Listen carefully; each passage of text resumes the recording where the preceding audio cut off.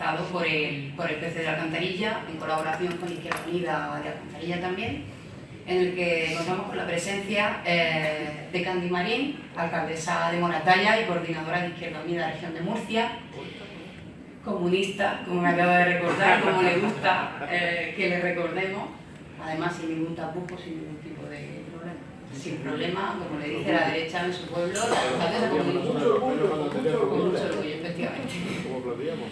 Y nos acompaña también Eduardo Garzón. Eduardo, aparte de economista, es asesor en el Ayuntamiento de Madrid, en el equipo de Carlos Sánchez Mato, concejal de Hacienda, que como muchos de vosotros sabéis es de Izquierda Unida, y tienen una ardua tarea que es acabar con la deuda que dejó el PP y que les va a condicionar durante estos 4 años. De municipalismo también Candy puede hablar mucho. Candy en Moratalla está demostrando que se puede gobernar de una manera distinta para las capas populares, para la clase trabajadora, desde la izquierda, desde el sindicalismo y desde la ética. Lo está demostrando, puede hablar mucho de municipalismo, Eduardo también puede hablar mucho de municipalismo y de cómo se están haciendo las cosas en Madrid. De ello se va a hablar mañana en la escuela de formación que tenemos mañana en Cartagena, de Izquierda Unida y del PC. Pero de lo que hoy vamos a hablar hoy es sobre precariedad y cómo afecta eso a las pensiones de mañana. Cómo se está robando la lucha de las pensiones por parte de los gobiernos de la derecha y de cómo eso nos va a traer unas consecuencias mañana de una incalculable, diría yo, y cómo se están perdiendo los frutos que estábamos recogiendo de las luchas del pasado.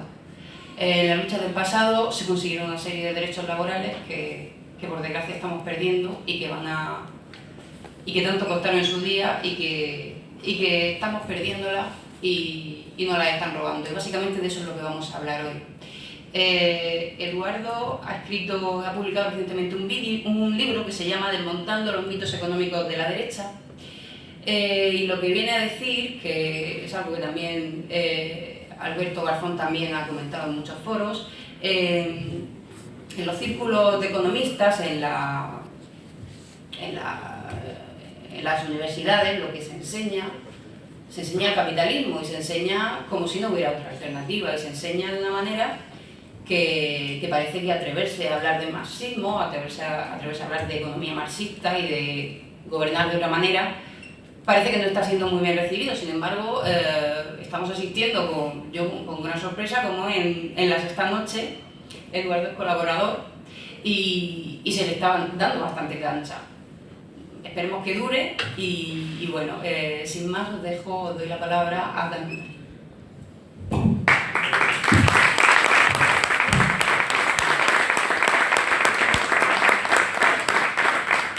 Bueno, en primer lugar darle las gracias al Partido Comunista y a Izquierda Unida de Alcantarilla por invitarme a este rato, a este encuentro con vosotros y con vosotras.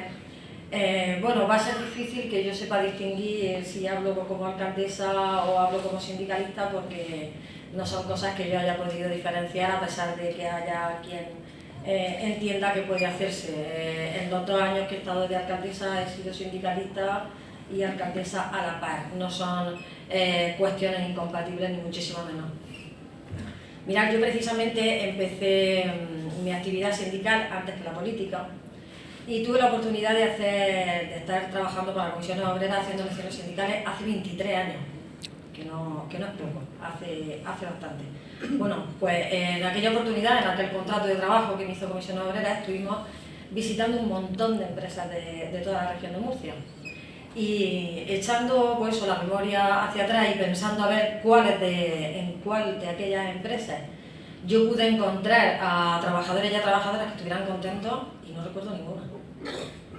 Y estamos hablando de hace 23 años. El que no se quejaba porque el convenio de aplicación de su sector no se le estaba aplicando, pues se quejaba de exceso de horas o se quejaba de salarios bajos, etc. Pero había gente trabajando, en las empresas había gente trabajando, pero hombres. qué pocas mujeres y qué pocos jóvenes veíamos hace 23 años en aquellas empresas. Y es que entonces la precariedad se medía así, ¿eh? ¿Quiénes eran los trabajadores que tenían más estabilidad o qué trabajadores en este caso no eran eventuales? Bueno, pues hoy, si no hace falta ni irse a estadísticas ni irse a ningún sitio para saber qué tipo de trabajo tiene jóvenes, mujeres, hombres de todas las edades. Ya no hay distinción, ya es precario todo el mundo. Qué poca gente, qué pocos hombres, qué pocas profesiones pueden decir que tengan estabilidad en el empleo. Yo tengo que decir, os reconozco que haciendo un ejercicio de reflexión no he encontrado ninguna. Precisamente esta mañana también, y de pasada, así en un bar, cuando he desayunado, el titular del periódico de La Verdad.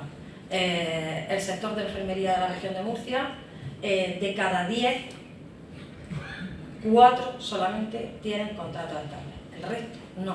Y ese precisamente era uno de los sectores de más estabilidad, hace 23 años. Bueno, ¿cuánta gente conocemos que están contratados por horas? La inmensa mayoría, pero ¿cuántas horas echan? Muchas más. ¿Cuánta gente conocemos que trabaja sin contrato? Unos cuantos. Salarios miserables, no, lo siguiente.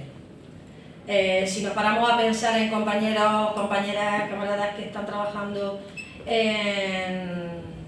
recogiendo fruta, ahora precisamente empiezan las campañas, ¿cuántos de ellos se vuelven a casa con un jornal de escasamente 30 euros y teniendo que pagar la gasolina del viaje?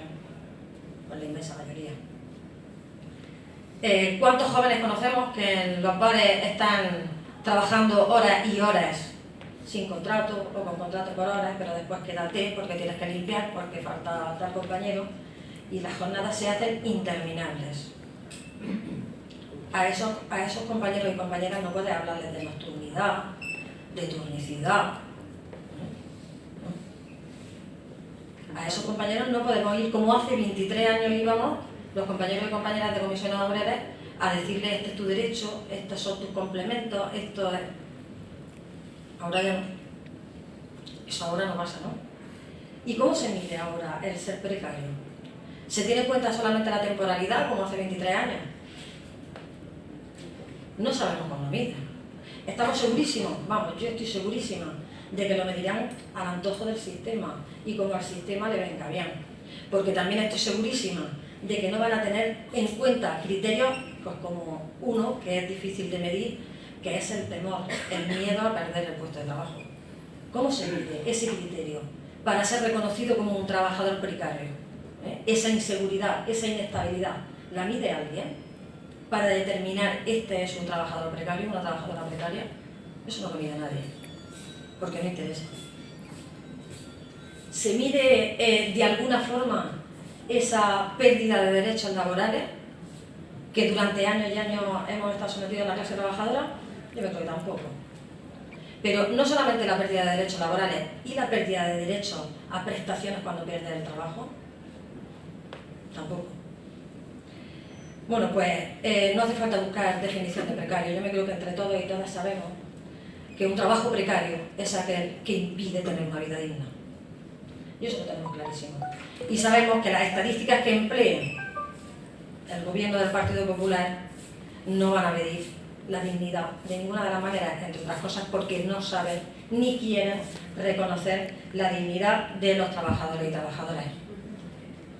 Pero la precariedad está oculta, no la vemos o no la reconocemos o no nos la enseñan, o a lo mejor la hemos normalizado, que esa es otra. Y eso me preocupa muchísimo más, muchísimo más. Y os voy a contar experiencias personales que en mi cargo de alcaldesa sindicalista he podido ver y he podido padecer. Mirad, en los servicios sociales de Moratalla, tengo yo la Concejalía de Servicios Sociales, han venido familias, trabajadores y trabajadoras que no podían pagar la luz y el agua. El criterio de la trabajadora social, no perderlo, es: el ayuntamiento no puede ayudarle a pagar el recibo y el agua, él trabaja. Vale, él trabaja, ¿cuánto cobra? 750 euros. ¿Cuántos son? Son 5. ¿Tienen préstamos? Sí. Digo, ¿me quieres decir cómo paga la luz y el agua? ¿Vale? Esa trabajadora social ha normalizado que se tenga que vivir así. Y eso es peligrosísimo. Situaciones como esa, venir otra familia con problemas también para poder afrontar el pago de cualquier cosa. Respuesta: no, este hombre está cobrando el subsidio, o esta mujer está cobrando el subsidio. Digo, ¿tú sabes lo que es el subsidio? ¿Alguna vez te has parado a saber la cantidad de subsidios? Y claro, la tengo que calcular para saber si le puedo solicitar la ayuda a fulanica o la ayuda a menganica. Pero vale, ¿y tú las comparas con el tuyo? ¿Tú podrías vivir con 450 euros? No. Entonces, ¿cómo que no tienes derecho a que nosotros le echemos una mano a pagar la hipoteca? Bueno, pues esa trabajadora social yo creo que en 2 años habrá aprendido un poco. Porque en un principio, cuando no teníamos las herramientas, porque veníamos de gobierno del Partido Popular, que no disponía de estas herramientas, hasta que no las hicimos, hasta que no las pusimos en marcha, pues se le daba directamente el dinero, se le pagaba el recibo del agua, se le pagaba el recibo de la luz. ¿Sabéis lo que hacemos ahora? Lo contratamos directamente. Un informe social, se le facilita los servicios municipales para negociar con Iberdrola, con la empresa del agua, para impedir los cortes, y si es que hay riesgo de corte lo pagamos, y esa persona, esa familia, como mínimo miembro, a trabajar para el ayuntamiento por urgente necesidad. Son pequeñas pues eso, vueltas que damos en las administraciones locales para poder hacer ese tipo de cosas. Se pueden hacer sin ningún problema. Bueno, pues sí que aparte de eso, conocemos muchas más experiencias de personas precarias. Y lo que os comentaba, es preocupante la precariedad, pero me preocupa mucho más que la hayamos normalizado. Y viendo un foro de estos que hay por internet, en el que la gente expresaba, pues eso, su situación laboral, la precariedad en sus puestos de trabajo, resulta que hay una mujer que cuenta que trabaja de lunes a viernes limpiando una casa, que echa 3 horas y que cobra 250 euros. ¿Sabéis lo que le ponen de comentario? Joder, por 3 horas es un buen salario. Hay gente que le pone eso. Pero es que hay otra que cuenta todo el trayecto que tiene que hacer para ir pasando de una casa a otra casa, hasta 5 casas, donde limpia o donde plancha, para llegar a cobrar 1.100 euros y trabajando de lunes a domingo. Y hay quien le dice, al menos tienen un salario. Esas son las palabras textuales, las frases textuales que la gente que participa en el foro le dice. Pero no vamos a hablar de este tipo de trabajo. Una maestra tiene 2 contratos para poder mínimamente sobrevivir. Y sobrevive porque su hermana le deja vivir en su casa. Y ha tenido vacaciones porque una compañera le pagó un fin de semana con ella en un piso en la playa. Si no, no tiene vacaciones. ¿Por qué? Porque tiene 2 trabajos para poder sobrevivir y encima Hacienda le da en impuestos porque tiene 2 pagadores. O sea, son situaciones total y absolutamente disparatadas. Pero la frase generalizada en todo ese tipo de foros, ¿sabéis la que es? Pues es mejor tener un empleo que no tenerlo. Es mejor tener un empleo precario que no tener ninguno. Vale, eso para sobrevivir está bien. Pero ¿sabéis lo peligroso que es para la clase trabajadora que normalicemos ese discurso? Es peligrosísimo. Es peligrosísimo. Yo creo que esto no es una casualidad. Que esta sociedad y este sistema que tenemos está diseñado, vamos, perfectamente calculado, porque a más precariedad, más inseguridad, más miedo y también menos movilización. Eso está clarísimo, ¿no? Que es así. ¿Es difícil ser sindicalista y ser alcaldesa? Nada difícil. Simplemente tienes que seguir los mismos criterios que has seguido toda tu vida, seguirlos en este caso en la empresa que diriges.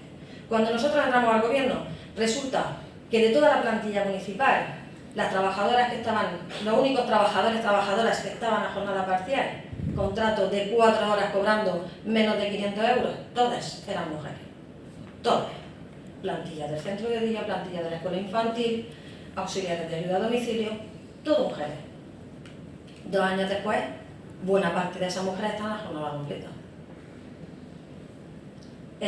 La otra parte estamos en ello.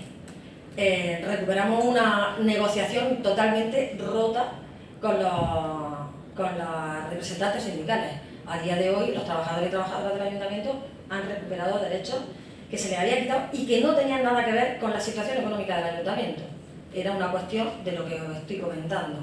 Más precariedad, más miedo y más calladicos los tengo, ¿vale?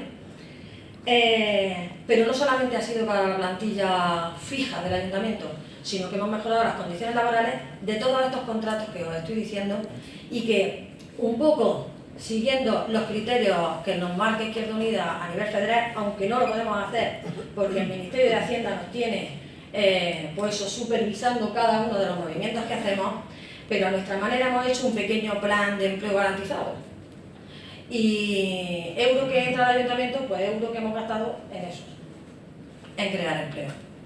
Empleo público, pero empleo precario, porque el Ministerio no nos deja crear empleo estable, nos deja sacar plazas y por lo tanto, pues lo que hemos hecho ha sido, pues eso, favorecer, en este caso, a través de una especie de plan de emergencia social, pues la contratación de cuanta más gente mejor, aumentando las jornadas de las compañeras que ahora estamos comentando, cubriendo plantillas que antes estaban escasas precisamente, pues ¿para qué? Pues para prestar servicio a la ciudadanía, que para eso es el dinero público, que no es para otra cosa. Y yo ya quisiera, voy a ir terminando. Todo esto os lo cuento pues para que se sepa que también desde las administraciones públicas, yo creo que es una obligación de las administraciones públicas, es eso, es generar empleo y generar esa confianza entre la ciudadanía de que cada vez que tengan un problema o se encuentran en una situación de esas características, son las administraciones públicas quienes le tienen que resolver el problema y no el capital de turno, ¿no? Todo esto me viene también a la cabeza que hace unos días tuve la oportunidad de saludar al adormecido sindicato Comisiones Obreras en su congreso y les dije lo mismo que os voy a contar a vosotros. Les conté una historia que había visto yo por internet y que viene a decir lo siguiente. Bueno, pues resulta que en un pueblecito pequeño, ya con esto termino, de verdad, en un pueblecito pequeño, todo el mundo se conoce, en los pueblos pequeños, en las aldeas estas, bueno, pues una mañana todo el mundo se va a sus trabajos y de repente empiezan a sonar las campanas, tocan a muerto. Claro, allí todo el mundo sabía que esa mañana no se había muerto nadie, porque el pueblo tan pequeño pues enseguida con la voz, ¿quién estaba tocando a muerto, no? Pues todos dejan el trabajo y acuden a la iglesia a comprobar quién es quien está tocando a muerto. Allí baja un agricultor, un pequeño agricultor, y le anuncia que él era quien había hecho sonar las campanas a muerto. Y anuncia que quien había muerto ese día era la justicia. Y explica el por qué. Resulta que este pequeño agricultor tiene de vecino a un gran agricultor que poco a poco había ido cambiando las señalizaciones que separan una finca de la otra y cada vez le quitaba más espacio a este pequeño agricultor. Él se había defendido como había podido, reclamando en el ayuntamiento, ante la justicia, pero nadie le había hecho caso. Y llegó a la conclusión pues eso de que había que decretar la muerte de la justicia. ¿Qué pasó después? Pues podría haber pasado pues eso, que la gente del pueblo hubiera dicho no, aquí estamos nosotros para defender lo que es tuyo, que también es defender el derecho de todos y todas. No sabemos lo que pasó, porque la historia tiene ese problema, ¿no? Que nunca nos cuenta quizás la verdad. Pero la situación de este país es esa, es que vemos como poco a poco nos van quitando derechos, nos van quitando parcelas de derechos, nos van creando trabajadores y trabajadoras precarias, están creando una sociedad silenciosa que agacha la cabeza porque cree que esa es la otra opción, que ante ese hecho de que la justicia haya muerto no hay nada que hacer. Ese es el peligro. Han conseguido también lo que decía antes, que los compañeros y compañeras que tendrían que estar animando a la clase trabajadora a rebelarse ante esta ola que recorre todas y cada una de las empresas de los tajos de este país, que es la precariedad, pues eso no pase. Y estoy hablando de los sindicatos. Pero bueno, nos queda la historia abierta. Esa historia de las campanas ha muerto, no sabemos su final, pero el nuestro podemos escribirlo nosotros. Y yo creo que eso es absolutamente necesario. ¿Que aceptemos trabajos precarios? No tenemos otro remedio. ¿Que los compañeros y compañeras tengan que aceptar trabajos precarios? Pues ¿qué van a hacer si tienen que sobrevivir? Pero ayudemos entre todos y todas a que esto no sea normal. A que la precariedad lo que hace es matar la dignidad de la clase trabajadora, y que el rebelarse lo que hace es eso, pues dignificar a la clase trabajadora, que es lo que actualmente yo creo que tenemos todos y todas, sobre todo los que tenemos una militancia activa en organizaciones de izquierda y en sindicatos incluso, que no nos vamos a dejar que vivan tranquilos, estaremos ahí pues eso, recordándoles o siendo su conciencia. Pues lo que tenemos que hacer es eso, es ponernos a trabajar para que eso no siga pasando. Y recordar también a la gente que esto sí tiene solución. ¿Y sabéis por qué sabemos que tiene solución? Porque también ese día que yo le hablaba a los compañeros de Comisiones Obreras, ese día salió una noticia importantísima en la televisión. Y es que la primera dama, que me encanta lo de primera dama, de Estados Unidos exhibía, no recuerdo la cantidad de dinero, bueno, millones y millones, un anillo. Exhibía un anillo de millones y millones de euros. ¿Y sabéis lo que me pasó a mí por la cabeza con esa noticia? Lo mismo que cuando he visto esta mesa. El coste de esta mesa para mi plan de emergencia social serían un montón de contratos. Y me dio mucha rabia, que en un país, en un mundo como el que tenemos actualmente, alguien exhiba un anillo que vale millones y millones de euros. Por eso, lo que aquel agricultor pedía quizás no era la justicia esa, la de la balanza, la de los tribunales o las salas, no, pedía otra cosa, que esa es obligación nuestra, pedía justicia social, y en eso estamos. Y yo me callo.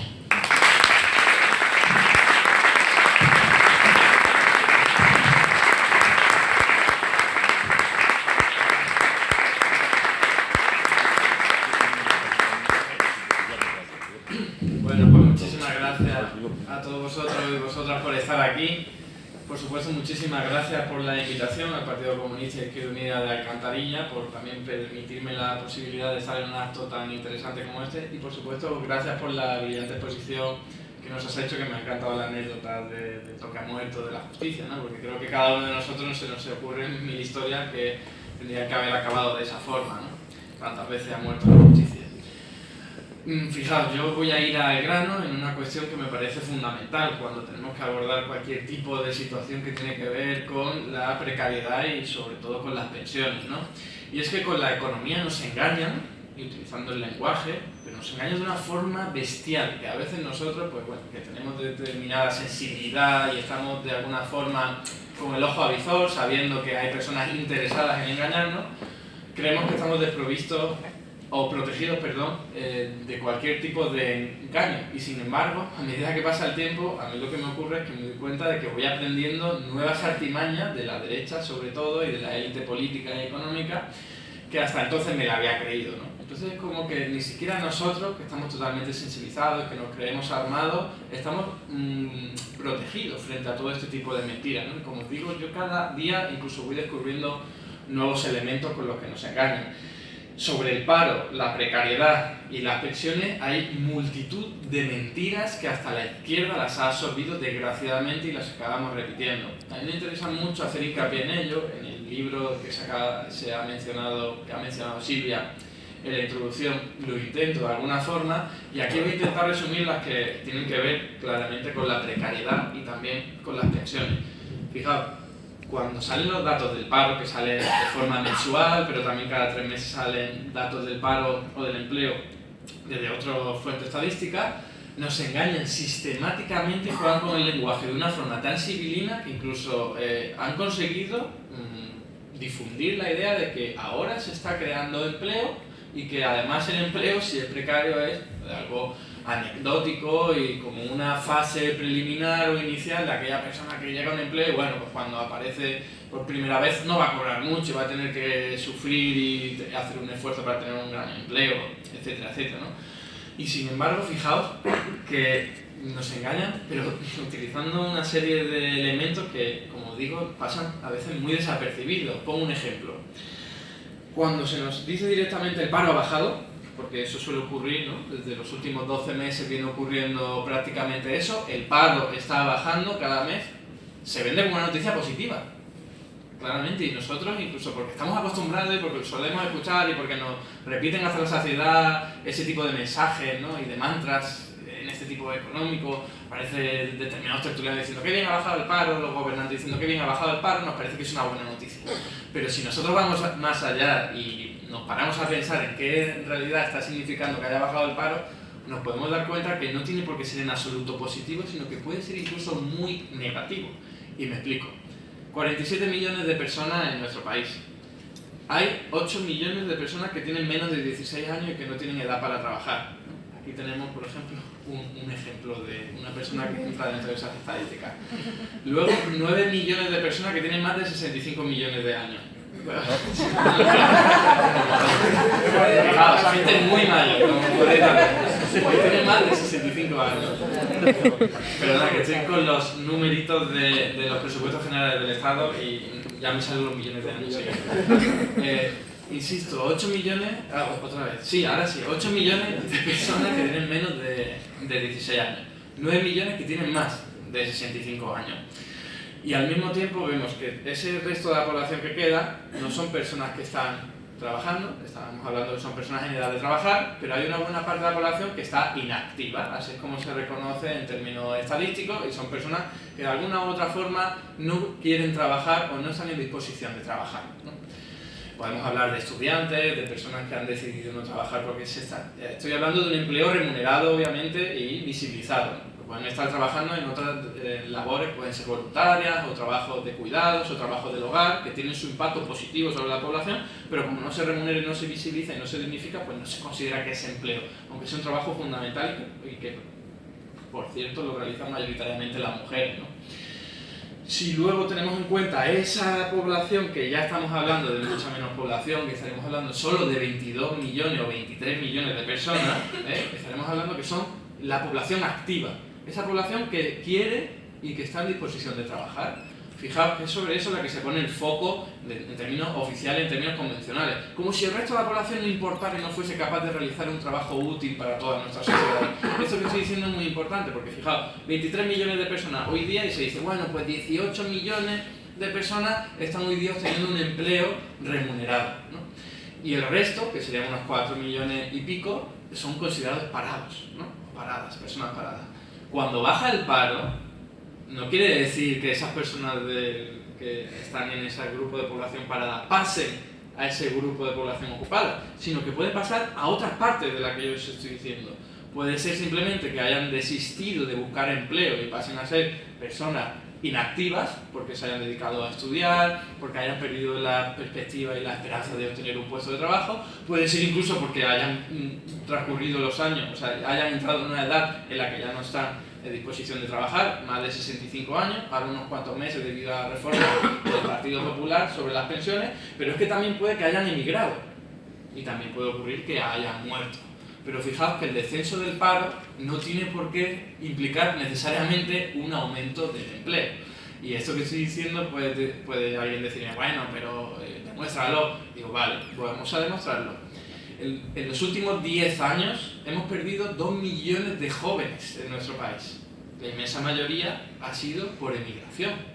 Personas que emigran y el paro desciende, claro, menos personas apuntadas en los servicios públicos de empleo estatal, el antiguo INEM. Dice, el paro ha bajado, qué bien, qué bien, qué bien que estamos hablando de que personas están abandonando nuestro país para buscarse las habichuelas en otro tipo de economías y en otro tipo de países. Evidentemente eso no es una buena noticia. Tampoco lo es cuando la gente se prejubila con 60 años porque ya sabe que no va a obtener ningún puesto de trabajo porque no le dan las condiciones para ello y prefiere hacer eso antes que estar 5 años en paro. Tampoco es una buena noticia cuando las personas están muriendo, o por decirlo de otra forma, cuando están pasando menos personas a edad de trabajar de las que están pasando a edad de jubilación. Y sin embargo nos dicen, el paro baja y eso es una buena noticia. Y nosotros lo hemos asimilado simplemente porque, os digo, no es nuestra culpa, nos lo están insistiendo día tras día. Pues fijaos, desde el inicio de la crisis, solo se han recuperado 4 puestos de trabajo de todos los que se perdieron. Pero si hablamos de, por ejemplo, la época en la que llegó el gobierno de Rajoy, a final de 2011, y lo trasladamos y observamos todo el periodo de tiempo que ha pasado hasta la actualidad, vemos que 5 de cada 10 parados que han dejado de serlo no han empezado a trabajar. 5 de cada 10 parados han emigrado, se han prejubilado, han fallecido o han superado la edad de jubilación. Y sin embargo, insisto, dentro de todo ese descenso del paro se nos dice que todo ha sido buenas noticias. Fijaos, no es tan bonito todo lo que parece. No es solo todo lo que reluce. Pero es que dentro de todas esas personas que han pasado a trabajar, cabría hablar, evidentemente, como se estaba comentando aquí ahora mismo, de las condiciones de trabajo de todas esas personas. Porque cuando vamos a ver qué tipo de empleos se están creando, os puedo decir que hay un dato que es muy revelador, y yo siempre lo digo, y os animo a que lo utilicéis porque todo el mundo lo entiende, independientemente de su capacidad y conocimiento en empleo y en mercado laboral y en economía, lo entiende perfectamente. Y es el siguiente. Hoy día se realiza el mismo número de horas trabajadas que hace 5 años cuando Rajoy llegó al poder. El mismo número de horas trabajadas, prácticamente. Por lo tanto, si hoy día hay más empleados que hace 5 años, porque es cierto que los hay, ¿qué es lo que ha ocurrido? Si en realidad se está trabajando exactamente lo mismo y por lo tanto se está produciendo la misma riqueza en términos monetarios y por lo tanto se está también obteniendo la misma masa salarial. Si hay más empleados y se trabaja lo mismo, la conclusión es evidente, se ha desguazado el empleo que había. Y la cantidad de horas trabajadas ahora nos tenemos que repartir entre más personas y cobrar menos cada una de esas personas que están trabajando por ello. Fijaos que no es baladí lo que estoy diciendo, y es un argumento que entra, que la gente lo entiende y dice, oye, pero verdad, se está trabajando el mismo número de horas, que eso es lo que importa, porque tú puedes tener un trabajador a jornada completa, lo despides y contratas a 2 personas a jornada parcial, y dices, anda, ha aumentado el empleo en una persona. Pero en realidad el número de horas trabajadas sigue siendo la misma, no ha incrementado la riqueza producida en el país, no ha incrementado la masa salarial, y eso es precisamente lo que está ocurriendo. Y fijaos, es un reparto del tiempo perverso, porque nosotros desde la izquierda siempre queremos repartir el tiempo de trabajo, no solo el remunerado, sino también el no remunerado, pero no de esta forma tan perversa, en la que hay gente que trabaja muchísimo, que se mata a trabajar, que realiza unas horas extraordinarias impresionantes, y buena parte de ellas sin que sea remunerada, y al mismo tiempo muchísima gente que no puede trabajar de forma remunerada y otra gente que trabaja muy poquito porque quiere trabajar más. Os doy también unos cuantos datos para que veáis la evolución. Evidentemente todo el mundo, o cada uno de nosotros y nosotras, sentimos esa percepción, pero los datos nos dan información todavía más detallada. De los empleos que se han creado en estos 5 años de gobierno del Partido Popular, han sido de carácter temporal, 8 de cada 10. 8 de cada 10. Y estamos hablando además que pueden ser contratos de un día de duración. Porque el número, por ejemplo, en los 3 primeros meses del año 2017 se han producido 33.000 contratos de un día de duración. Una barbaridad, que eso no ha ocurrido desde hace muchísimo tiempo. Os podéis imaginar la precariedad que supone eso, que es una inseguridad frente a tu situación laboral, la de tener un contrato por un día de trabajo, que por cierto, ya no cuentas como parado. Según las estadísticas oficiales, si tú has trabajado 1 hora en las últimas 3 semanas en las que te han hecho la pregunta, desde la encuesta oficial, ya no cuentas como parado. Eres un ocupado, porque has trabajado 1 hora, a lo mejor, en toda la semana y en todo el mes, ¿no? Es una barbaridad. Pero es que fijaos que la mitad de todos los empleos que se han creado ha sido a jornada parcial. Es decir, que no están trabajando a jornada completa. Y me podría argumentar algún economista de derecha como los que me encuentro en la sexta noche, bueno, pero es que hay gente que quiere trabajar a tiempo parcial para ganarse unos eurillos, para complementarlo con la educación. Y le digo, vale, pues vea los datos y mira la gente que está en esa situación. Y mira los que no. Y los que quieren trabajar a jornada completa, pero lo están haciendo a jornada parcial porque no les queda otra, el 61% de todos, o sea, 6 de cada 10 personas que están trabajando a jornada parcial querrían trabajar a jornada completa. pero no pueden porque no encuentran puestos de trabajo. Fijaos, estamos hablando de 1.600.000 personas, estamos hablando de muchísima gente que hoy día está trabajando pero quiere trabajar más, en realidad ellos son parados, en el sentido de que siguen buscando un empleo que les dé una jornada completa para tener una remuneración digna. Si hablamos de los salarios, ya nos podemos llevar también la mano a la cabeza. Fijaos, hasta 2015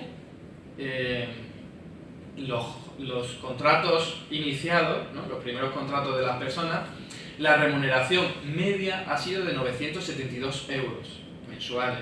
972 euros mensuales, esa es la media. O sea, es decir, que hay evidentemente empleos peor remunerados que la cantidad que estoy diciendo. Pero si hiciésemos una evolución y dijéramos, oye, esto ¿desde cuándo ha ocurrido? Porque esto no había ocurrido nunca. Nos tenemos que ir a 1990 para poder ver cuándo estaba ocurriendo este tipo de situación. O sea, si hacemos la equiparación en términos de evolución de precios, en términos de moneda, porque había otra, etcétera, etcétera, vemos que desde 1990 no se pagaban salarios tan bajos. Y os puedo decir también una cuestión importante, un dato también muy revelador desde mi punto de vista, y es, si nosotros cogemos todas las horas trabajadas que realizan todos los trabajadores españoles, y lo dividimos entre el número de personas que hay trabajando, de forma remunerada, insisto, nos encontramos que nos salen unas 1.700 horas al año de trabajo, ¿vale? Si hacemos lo mismo con un país como Holanda, nos salen 1.400. Si nosotros dijésemos, oye, que de media los españoles estamos trabajando muchísimo más que los neerlandeses o los holandeses, ¿no?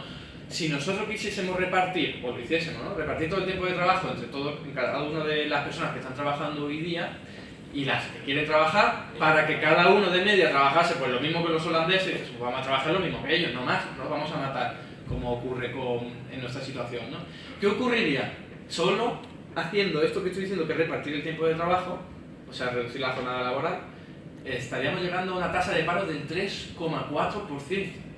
Y eso es un cálculo muy sencillo, lo podéis hacer, es muy sencillo de hacer. Si trabajásemos lo mismo que los holandeses, y por lo tanto los que están trabajando hoy mucho, pues le dirán unas cuantas horas a aquellas personas que quieren trabajar más y que quieren trabajar, tendremos una tasa de paro del 3,4%. Si hiciésemos lo mismo con lo que ocurre, por ejemplo, en un país como Alemania, necesitaríamos parados para poder repartir todo el tiempo de trabajo. Sin necesidad de crear empleo o hacer más horas de trabajo remuneradas, estaremos acabando con el paro. Fijaos lo que yo os estoy diciendo, lo revolucionario que suena. ¿Y por qué es esto? Pues porque hay unas condiciones de trabajo que no están recogidas por la ley, independientemente de que el Partido Socialista hiciera dos reformas laborales súper agresivas y que luego el Partido Popular ya pegase el rematazo total en el año 2012 con una reforma laboral todavía más agresiva. Y podríamos decir, joder, pues es que la legislación laboral es una barbaridad. Sí, pero es que encima lo que hoy día ocurre es más agresivo todavía que lo de la ley, porque no se está respetando la ley. Os voy a poner unos cuantos datos y unos cuantos ejemplos. Si vamos a ver las horas extraordinarias que se realizan en nuestro país cada semana, hay más de 6 millones de horas extraordinarias. La mitad no son pagadas. Esto se sabe porque se le pregunta a la gente a través del método estadístico oficial del Instituto Nacional de Estadística, a través de la encuesta de población activa. Y se ve claramente como la gente se está matando a trabajar y encima por salario de basura. Estamos hablando de una explotación laboral salvaje, muy salvaje, que por supuesto, y se acaba de decir perfectamente, tiene una contraparte. Y yo insisto mucho en qué casualidad, ¿no?, que del establishment y de la élite política y del sistema solo se habla de paro y quizás a veces de salario. Oye, pues mira, los salarios son tal, pero nunca se habla de la otra parte, nunca se habla de los beneficios. ¿Cuántos de nosotros sabemos los datos de beneficios de las empresas? Es que de vez en cuando algún medio de comunicación escrito lo saca, oye, pues mira, las empresas de IRA han ganado no sé cuánto, pero nunca nos dicen en realidad cuál es la evolución de los beneficios, etcétera, etcétera. ¿Por qué digo esto? Porque si toda la renta que producimos en nuestro país en términos monetarios lo consideraremos una tarta, esa tarta se reparte en términos muy generales en dos. Una son los salarios y otro son los beneficios. Luego podríamos decir, oye, hay una parte que son impuestos, etcétera, etcétera. Pero básicamente nos sirve esa separación para saber que cuanto menos sean los salarios, más van a ser los beneficios. Y eso es una tendencia que viene ocurriendo además desde los años 90, ¿no? Una reducción. Aunque la tarta fuese creciendo, la parte que se llevaban los salarios cada vez era menor.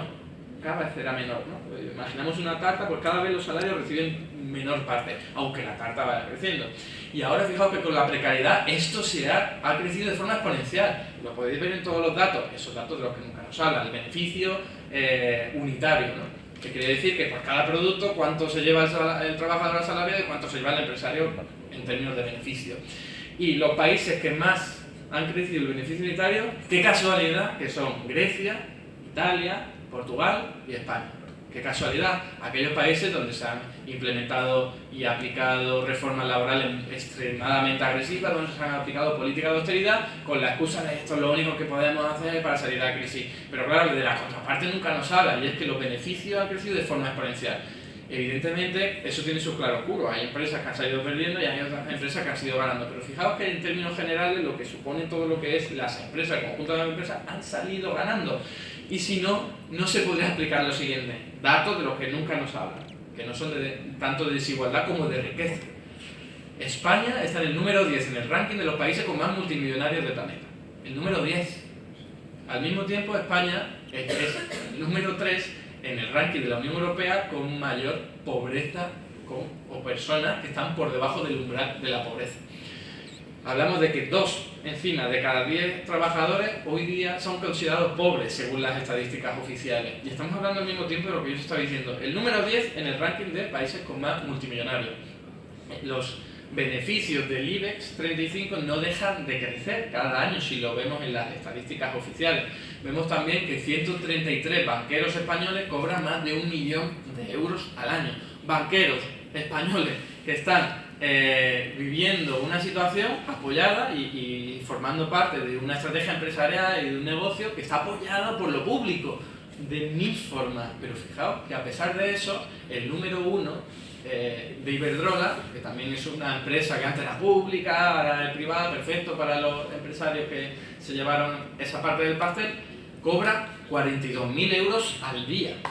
Que el número 2 del BBVA se jubiló recientemente con 56 años, una persona muy lista. ¿Sabéis con qué pensión? ¿Con qué cuantía? 4.900 euros al día. Una empresa financiera que recibe ayuda de lo público, que si lo público se habría ido al garete hace muchísimo tiempo, por decirlo en unos términos muy sencillos. Y estamos hablando de que hay unas cantidades de directivos que cobran, todo, por ejemplo, los directivos del IBEX 35 cobran 150 veces más que un empleado medio de su propia empresa.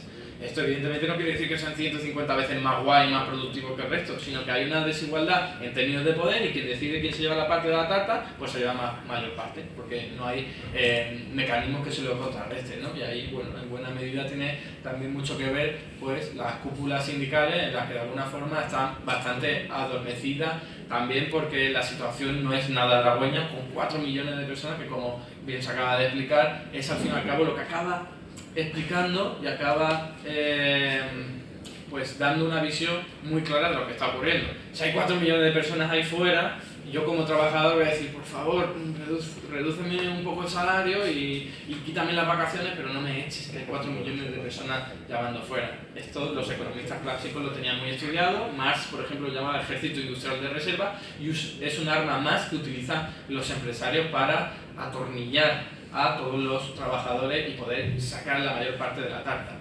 Termino mi exposición hablando de del otro ámbito que nos ha traído aquí, y es las pensiones.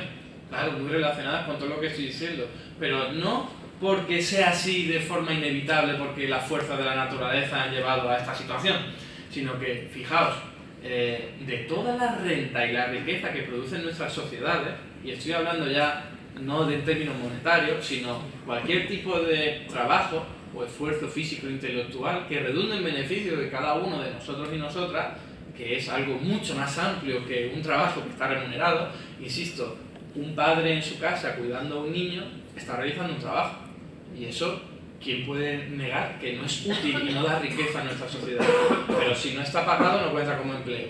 Pero si esa persona, ese padre, está en una escuela infantil cuidando a lo mejor a su propio hijo y cobrando por ello, ya se considera empleo, y ya cuenta para el Producto Interior Bruto, y si crece el Producto Interior Bruto dice, ah, qué bien vamos, no sé qué, etcétera, etcétera. Fijaos lo absurdo que es. Lo absurdo tiene nombre y apellido, y es que nos regimos por un sistema con nombre y apellido, económico capitalista, que solo tiene en cuenta para este tipo de cosas pues el empleo que es remunerado, a pesar de que está basado sobre todo en buena parte del trabajo de otra parte de la sociedad, sobre todo mujeres, que están contribuyendo a ese sistema simplemente porque son engranajes para alimentarlo, pero no están siendo remunerados, no están siendo visibilizados, no están dignificados y encima no está repartido entre hombres y mujeres.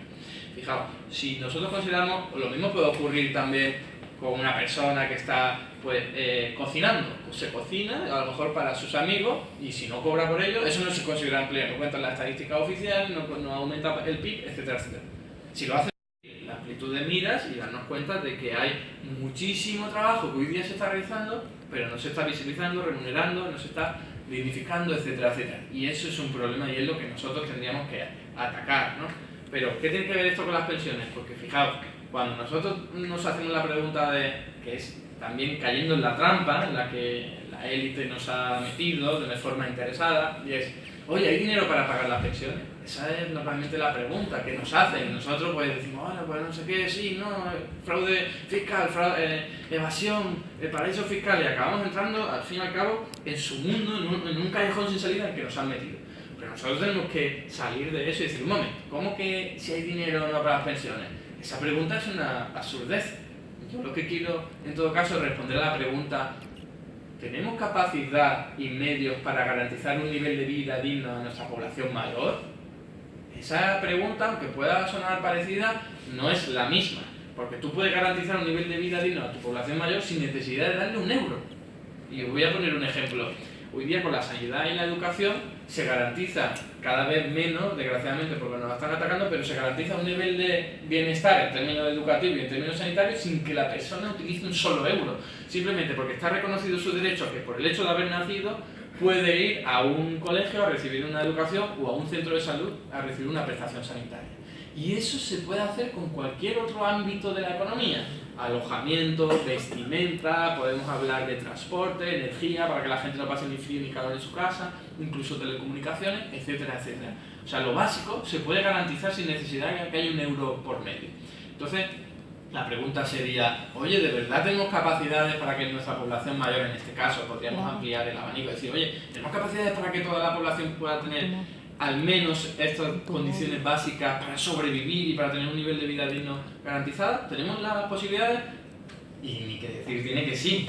O sea, aquí no hace falta ser economista ni economista crítico para darse cuenta de que en pleno siglo XXI tenemos desarrollado unas capacidades tecnológicas, productivas y económicas de la leche. O sea, somos capaces de poner a robots a trabajar por nosotros, somos capaces de viajar a otros planetas o a otro satélite como la Luna, que eso como especie animal es un verdadero milagro. Somos capaces de curar enfermedades que hasta hace muy poquito tiempo pensamos que eran totalmente incurables. Somos capaces de comunicarnos a tiempo real independientemente del lugar del planeta en el que estemos. Somos capaces también de trasladarnos a otras puntas del planeta en cuestión de horas. Somos verdaderamente capaces de hacer milagros y sin embargo nos dicen que no somos capaces de garantizar un nivel de vida digno a toda nuestra población. Y no solo eso, sino que encima tienen la poca desfachatez de decirnos que tenemos que trabajar cada vez más y cobrar menos, porque si no nos salimos de esa y que tenemos que vivir peor que nuestros padres y nuestras madres.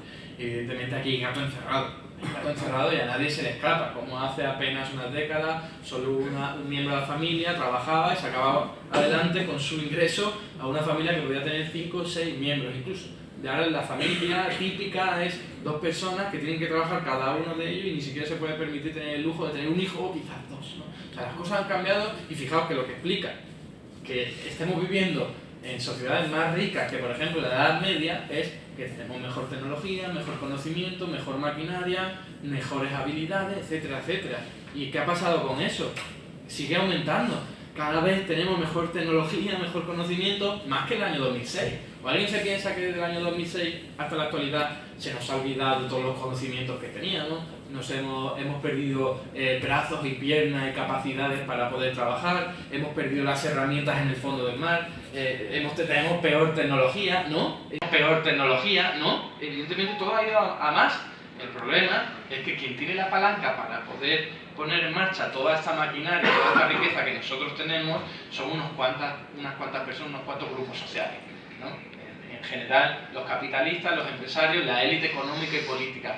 Si a ellos no les sale rentable ponerlo en marcha, no lo van a hacer. pero si les sale rentable sí lo van a hacer. Antes del año 2006 les salía rentable, la ponen en marcha, cae algo de migajas al resto de la población y ahora no les sale rentable y no lo ponen. Pero eso no quiere decir que no tengamos las capacidades productivas y tecnológicas y económicas para garantizar un nivel de vida digna a toda la población. Por eso digo, cuando nos hagamos la pregunta de las pensiones, tenemos que responder, tenemos capacidad de sobra para garantizar un nivel de vida digno a todos nuestros mayores. Y ya veremos si lo articulamos a través de una pensión, que es una asignación monetaria para las personas que se busquen luego la habichuela, o ya veremos si lo asignamos de otra forma. O a lo mejor una combinación de ambas cosas, pero que no nos la den con queso cuando nos digan, oye, ¿hay dinero para pagar las pensiones? Porque dinero siempre va a haber. Dinero siempre va a haber. Si no, fijaos, ¿qué ha pasado? Ahora, la hucha de las pensiones vacía totalmente, ¿no? Este año iba a entrar en número rojo. ¿Qué problema ha habido? Si nosotros decíamos hasta la extenuación, no hay ningún problema. Si eso es un monedero del Estado. Un monedero del Estado llamado Seguridad Social. Y tiene otro monedero que sería el resto, ¿no? La tesorería. Dice, oye, perdona, este siempre está en número rojo y aquí nadie ha puesto en duda cualquier tipo. Bueno, sí, algunos sí lo han puesto en duda, pero no hay motivo para ponerlo en duda, porque al fin y al cabo, eso es lo normal. Tener un monedero en número rojo es lo normal, cuando estamos hablando de un Estado, de una familia o de una empresa. Es lo normal, si os fijáis en el resto de países, incluso, y los más ricos son los que más números rojos tienen en su monedero, es lo que suele ocurrir. Del año 2016, de 200 economías que hay en nuestro planeta, solo 25 tuvieron el monedero ahorrando en números verdes. El resto de los países tuvieron números rojos, pero es lo normal. Nosotros no tenemos que pensar que eso es lo que ocurre en una familia o en una empresa. No, es que un Estado va de forma diferente y de hecho estar en números rojos es una forma de introducir dinero en la población, en la economía, de darle dinero a las empresas y darle dinero a la familia. Entonces, recupero. Si tenemos un número rojo en la seguridad social y un número rojo en el otro, pues no pasa nada, se mezclan y ya está. Fijaos, que eso es lo que ha hecho el gobierno.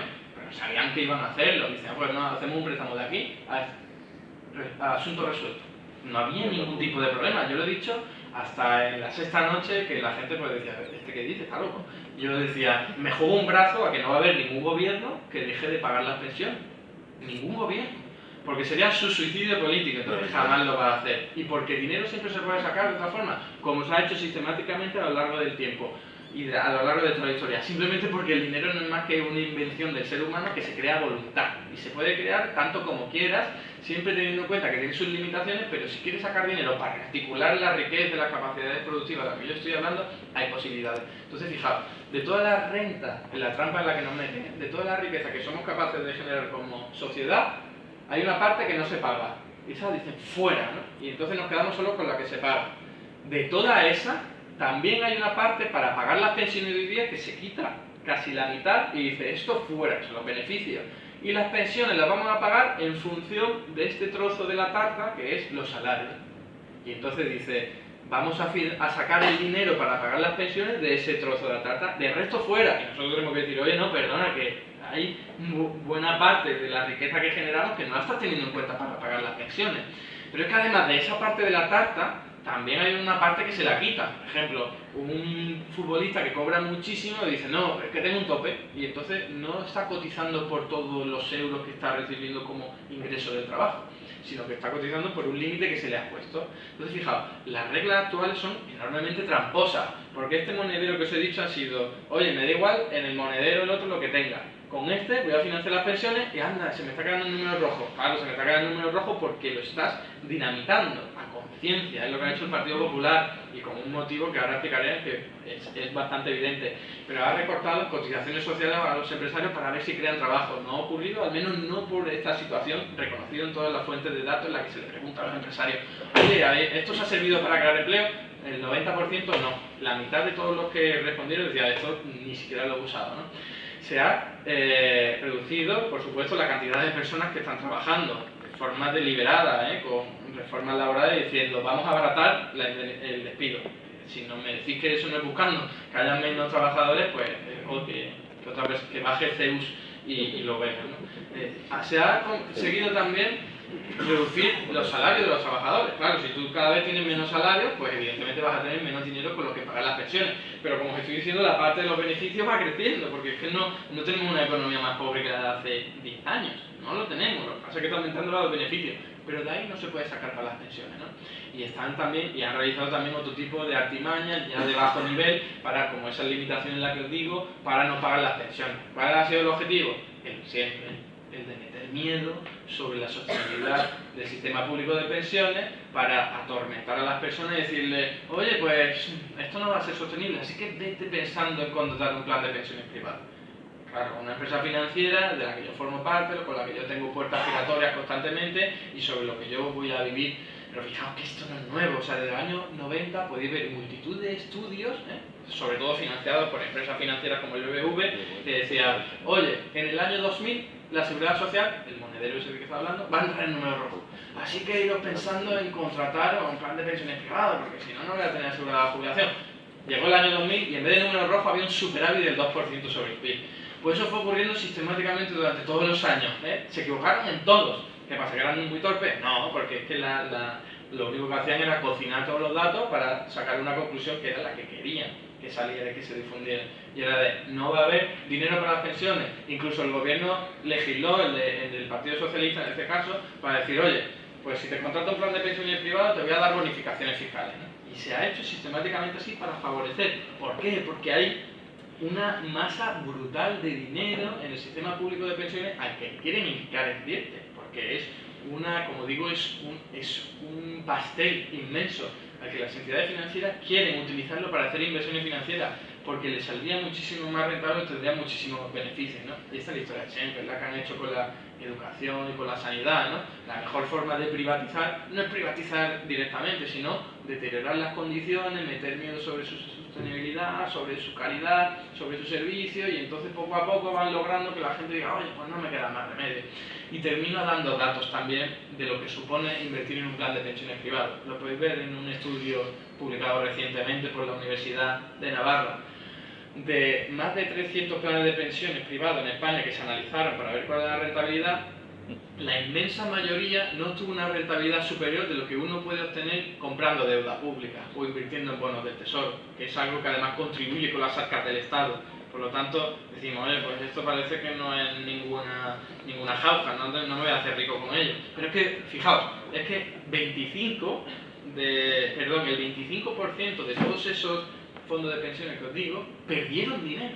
Porque al fin y al cabo es meter el dinero en el casino financiero y que los bancos hagan con ellos lo que les parezca, y algunas veces, en buena medida, pierden dinero. Y entonces tuviese salido mejor no solo tener el sistema público de pensiones, ¿no? Sino meter el dinero debajo del colchón. Hubiese sido mucho más rentable. Entonces es una forma de que te saquen el dinero de una forma muy salvaje, ¿no? Y termino pues haciendo la reflexión a la que me quería referir al principio. Nos debe de quedar muy claro que el debate nunca va a ser de carácter técnico. O sea, nosotros sabemos que cada vez vivimos en sociedades más ricas, de verdad. Mirad a vuestro alrededor, lo que somos capaces de hacer. ¿Cómo nos puedes decir que cada vez tenemos que vivir peor, que tenemos que vivir peor que nuestros padres y nuestras madres? Evidentemente no. Vamos a fijarnos en cómo se está redistribuyendo toda esa red de riqueza. Y vemos que acabamos perdiendo los de siempre. Y que una de las armas para conseguir eso es la reducción del sector público, metiendo miedo, con lo decía de las pensiones, pero también reduciendo los salarios de los trabajadores y las trabajadoras. Y una forma de hacerlo es manteniendo un paro de 4 millones de personas, en torno al 20% de la población, consiguiendo que cada vez se precarice más el empleo, y al fin y al cabo es su arma para conseguir, al fin y al cabo, sus privilegios. Pero a nosotros nos debe quedar claro que eso no es una inevitabilidad técnica, nosotros lo podemos saber, pero tenemos que explicárselo a la gente para que sepa que esto es una cuestión de poder, que quien hoy día es privilegiado por el sistema, porque recibe la mayor parte del poder de la red de la riqueza, quiere que siga siendo así, porque si se cambian las cosas significa que van a perder poder, renta y riqueza a favor de los de abajo. Y eso no lo van a querer conseguir por nada del mundo. Van a querer conservar un status quo y van a utilizar muchísimas herramientas. Una de ellas es la ciencia económica. Nos mienten y nos dicen, oye, igual que la física es exacta, y dice, y uno sabe que el planeta Tierra va a girar alrededor del Sol, pues la ciencia económica igual, y tú lo siento, pero tienes que poner en los exámenes para aprobar, esto ocurre, insisto, que hay que bajar los salarios para que podamos salir de esta, ¿no? Y utilizan esa herramienta y luego te aparece un economista así formal, pues con chaqueta y tal, diciendo, no queda más remedio que bajar los salarios. Y claro, la gente dice, pues si lo dice un economista que ha estudiado economía, que es como un físico, porque se le dan esa idea, en vez de pensar y saber de las ciencias sociales, o sea que la economía, y la política son dos caras de la misma moneda, es una ciencia social que por lo tanto no es exacta, sino que está plagada de consideraciones éticas, de principios, de valores, de relaciones de poder, y que evidentemente van a intentar por todos los medios que sigan conservando ese poder. Pero nosotros tenemos que ser conscientes de que se le puede dar la vuelta, de que le vamos a dar la vuelta y que vamos a animar a todos y a todas las que necesitamos para ello, para lograr este noble objetivo. Y nada más, muchísimas gracias.